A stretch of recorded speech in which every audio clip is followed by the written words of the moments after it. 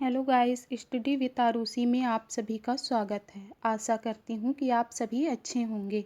ये video budget 2021-22 जो कि 1 फरवरी को पेश किया गया है उसका फुल एनालिसिस है हिंदी में। इससे बहुत ही ज़्यादा प्रश्न बनने की संभावना है और ये वीडियो बहुत ज़्यादा महत्वपूर्ण है। चलिए अब अपना वीडियो शुरू करते हैं। बजट में बोला गया है कि 2020-21 भारतीय इतिहास के लिए मील का पत्थर साबित होगा। मील का पत्थर साबित होगा, क्यों साबित होगा? चलिए अब एक एक करके देखते हैं। भारत की आज़ादी के 75 वर्ष पूरे होंगे। भारत की आज़ादी के 75 वर्ष 2022 में पूरे होंगे, लेकिन इसका सेलिब्रेशन 2021 से ही स्टार्ट हो जाएगा। भारत में गोवा को 60 वर्ष पूरे हो चुके हैं। इस वर्ष भारत में गोवा को 60 वर्ष पूरे हो चुके हैं और इंडिया पाकिस्तान युद्ध 1971 के 50 वर्ष पूरे हो चुके हैं। स्वतंत्र भारत की 8वीं जनगणना इस वर्ष देखने को मिलेगी और ब्रिक्स की मीटिंग इस वर्ष भारत में होने वाली है। ब्रिक्स के तहत कौन कौन सी कंट्री आती हैं? ब्राज़ील, रसिया, इंडिया, चाइना, साउथ अफ्रीका। और चंद्रयान 3 मिशन इस वर्ष लॉन्च करने वाले हैं तथा हरिद्वार में महाकुंभ इस वर्ष देखने को मिलेगा 2021 में। अब चलिए बजट के बारे में अन्य तथ्य जानते हैं। हमारे संविधान में भाग 5 के अध्याय 2 में अनुच्छेद 112 के तहत हर साल वार्षिक वित्तीय विवरण प्रस्तुत किया जाता है, जिसको बजट कहा गया है। बजट शब्द संविधान में कहीं भी प्रयोग नहीं किया गया है। बजट शब्द की जगह वार्षिक वित्तीय विवरण शब्द प्रयोग किया गया है। बजट प्रस्तुत करना संघ सरकार का संवैधानिक कर्तव्य है। बजट हर वर्ष प्रस्तुत किया जाएगा, चाहे किसी की मृत्यु हो जाए या कोई भी अन्य काम हो, लेकिन बजट कभी नहीं रुकेगा। बजट हर वर्ष पेश किया जाएगा। बजट उत्तरी ब्लॉक में अत्यंत गोपनीयता के साथ वित्त मंत्रालय के द्वारा तैयार किया जाता है। 2016 तक बजट को फरवरी के अंत में प्रस्तुत किया जाता था, लेकिन उसके बाद में 1 फरवरी को प्रस्तुत किया जाने लगा। अब बजट 2021-22 के बारे में जानते हैं। यह पहला ऐसा बजट है जो डिजिटल फॉर्म में आया है। डिजिटल मतलब कहीं भी कुछ भी प्रिंट नहीं किया गया है। क्यों नहीं प्रिंट किया गया है? क्योंकि कोविड-19 ने हमारी कंट्री की खस्ता हालत कर रखी है। अब चलिए जानते हैं बजट यूनियन बजट 2021-22 के 6 प्रमुख स्तंभ कौन कौन से हैं। इन्हीं 6 स्तंभ पे पूरा बजट टिका हुआ है। चलिए एक एक करके जानते हैं। पहला है स्वास्थ्य कल्याण, दूसरा है भौतिक वित्तीय पूंजी और बुनियादी ढांचा, तीसरा है आकांक्षात्मक भारत के लिए समावेशी विकास, चौथा है मानव पूंजी को सुदृढ़ करना, पांचवा है नवाचार अनुसंधान और विकास तथा छठा है न्यूनतम सरकार और अधिकतम शासन, minimum government and maximum governance. अब एक एक करके इन 6 को जानते हैं। स्वास्थ्य के बारे में क्या दिया हुआ है? स्वास्थ्य के लिए 2,23,846 करोड़ रुपए का प्रावधान रखा गया है, जो कि 137% बढ़ गया है। 2020-21 में ये 94,452 रुपए करोड़ था। कोविड-19 वैक्सीन के लिए 35,000 करोड़ रुपए का प्रावधान रखा गया है तथा न्यूमोकोकल वैक्सीन न्यूमोनिया की बीमारी के लिए हमारे भारत में बनाई गई है। मतलब मेड इन इंडिया है, मेड इन चाइना नहीं है। और ये आगे आने वाले सालों में हर साल बच्चों को दी जाएगी। न्यूमोनिया की वजह से 50,000 बच्चों की मृत्यु हो रही है। प्रधानमंत्री आत्मनिर्भर स्वास्थ्य भारत योजना के तहत आने वाले 6 सालों में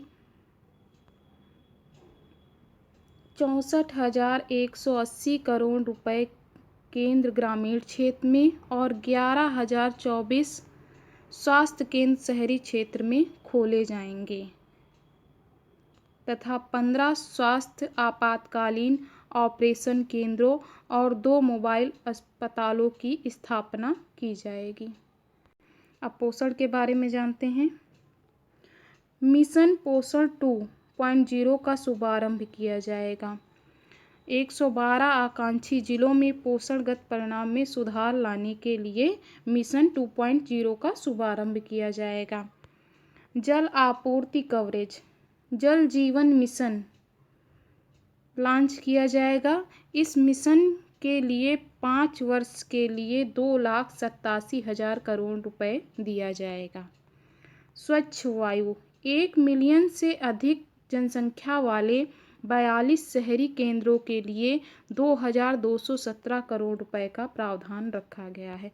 अब टेक्सटाइल के बारे में जानते हैं। कपड़ा उद्योग जिसको बोलते हैं। मेगा निवेश टेक्सटाइल पार्क की एक योजना लॉन्च की जाएगी। आने वाले 3 साल में 7 टेक्सटाइल पार्क स्थापित किए जाएंगे।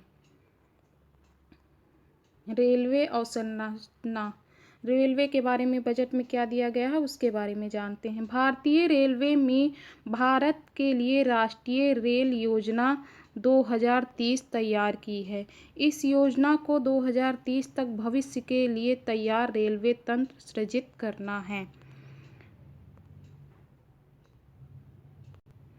रेलवे को 1,10,055 करोड़ रुपए मिला है, जो कि पहले 1,07,100 रुपये था। इस बार बजट में रेलवे को 1,10,055 करोड़ रुपए मिला है। रेलवे को दिसंबर 2023 तक 100% विद्युतीकरण किया जाएगा। पतन नौवहन जलमार्ग रिसाइकलिंग कैपेसिटी के तहत 2024 तक जहाज़ों को दोगुना किया जाएगा, जिससे युवाओं के लिए 1.5 लाख अधिक नौकरियां आने का अनुमान है। पेट्रोलियम और प्राकृतिक गैस के तहत उज्ज्वला स्कीम के तहत 1 करोड़ और लाभार्थी शामिल किए जाएंगे तथा जम्मू कश्मीर संघ राज्य में एक गैस पाइपलाइन योजना शुरू की जाएगी। एफडीआई के बारे में जानते हैं। एफडीआई सीमा को 49% से बढ़ाकर 74% कर दिया गया है। पीएसबी पब्लिक सेक्टर बैंक वर्ष 2021-22 में 20,000 करोड़ रुपए का प्रावधान किसके लिए रखा गया है? पब्लिक सेक्टर बैंक के लिए रखा गया है। विनिवेश 2021-22 में 1,75,000 करोड़ रुपए का प्रावधान रखा गया है। विनिवेश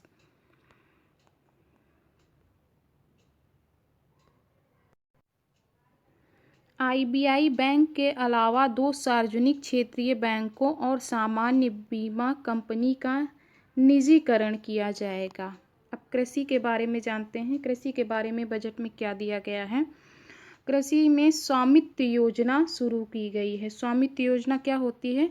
इसके तहत गांवों में संपत्तियों के मालिकों को अधिकार के दस्तावेज दिए जाएंगे। 2021-22 में इस योजना को सभी राज्यों तथा संघ शासित प्रदेशों में लागू किया जाएगा। कौन सी योजना को? स्वामित्व योजना को।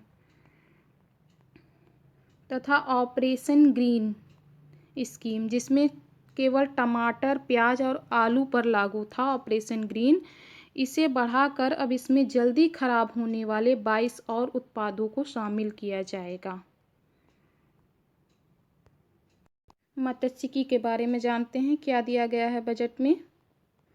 5 मत्स्य बंदरगाहों कोच्चि जो कि केरल में है, चेन्नई तमिलनाडु में है, विशाखापट्टनम आंध्र प्रदेश में है, पारादीप उड़ीसा में है और पेटुआ घाट जो कि पश्चिम बंगाल में है, आर्थिक क्रियाकलापों के हब्स के रूप में इसका विकास किया जाएगा। तमिलनाडु में मल्टीपर्पज सीवेज पार्क की स्थापना की जाएगी। विद्यालयी शिक्षा 15,000 से अधिक विद्यालयों में गुणवत्ता की दृष्टि से सुधार किया जाएगा। गैर सरकारी संगठनों, निजी स्कूलों, राज्यों के साथ भागीदारी में 100 नए सैनिक स्कूल स्थापित किए जाएंगे। उच्चतर शिक्षा में क्या है? लद्दाख में उच्चतर शिक्षा की व्यवस्था करने के लिए लेह में एक केंद्रीय विश्वविद्यालय की स्थापना की जाएगी। कौशल स्किल, संयुक्त अरब अमीरात के साथ भागीदारी से एक प्रयास किया जा रहा है, किसमें? स्किल डेवलपमेंट में। भारत और जापान के बीच हमारा एक सहभागी ट्रेनिंग कार्यक्रम भी चल रहा है। नवाचार एवं अनुसंधान तथा विकास, इसमें क्या है? एक नई पहल राष्ट्रीय भाषा अनुवाद मिशन शुरू किया जाएगा, जिसके तहत भारत की सभी प्रमुख भाषाओं को इंटरनेट पर उपलब्ध कराया जाएगा। तथा मानव रहित पहला मिशन दिसंबर 2021 में लॉन्च किया जाएगा। डिजिटल जनगणना के लिए 3,768 करोड़ रुपए का प्रावधान भी इस बजट में रखा गया है। राजकोषीय स्थिति, इस बार का बजट 34.50 लाख करोड़ रुपए का है, जो कि पहले 30.42 करोड़ रुपए का था। राजकोषीय घाटा 2021 में 9.5% और 21-22 के लिए 6.8% का प्रावधान रखा गया है तथा 25-26 में 4.5% राजकोषीय घाटा का प्रावधान रखा गया है। 2023-24 तक राजकोषीय घाटा 3% तक किया जाएगा। ये ऐसा किसने बोला है? 15वें वित्त आयोग के द्वारा ऐसा बोला गया है। 15वें वित्त आयोग के अध्यक्ष कौन हैं? NK सिंह हैं। 2021-26 तक 41% राज्य को दिया जाएगा, जो कि पहले 42% दिया जाता था। 1% जम्मू कश्मीर और लद्दाख को दिया जाएगा। वहाँ के डेवलपमेंट के लिए 1% जम्मू कश्मीर और लद्दाख को दिया जाएगा। इस बार के बजट में विजन रखा गया है आत्मनिर्भर भारत, मतलब भारत को किसी और पर निर्भर नहीं होना पड़ेगा। इसके लिए कई सारे संकल्प लिए गए हैं। चलिए अब एक एक करके संकल्प के बारे में जानते हैं। पहला है नेशन फर्स्ट, राष्ट्र प्रथम। दूसरा है किसानों की आय दोगुनी की जाएगी 2022 तक। तथा तीसरा है बुनियादी ढांचे को मजबूत किया जाएगा। चौथा है स्वस्थ इंडिया, हेल्दी इंडिया। तथा पांचवा है गुड गवर्नेंस, अच्छा सुशासन। छठा है युवाओं के लिए अवसर आएंगे। सातवां है सभी के लिए शिक्षा होगी। और आठवां है महिला सशक्तिकरण। नवा है समावेशी विकास किया जाएगा। इसके अलावा 2022 में अमृत महोत्सव का सेलिब्रेशन किया जाएगा। क्यों किया जाएगा? क्योंकि हमारी भारत की आज़ादी के 75 साल पूरे हो रहे हैं 2022 में, इसलिए अमृत महोत्सव सेलिब्रेट किया जाएगा।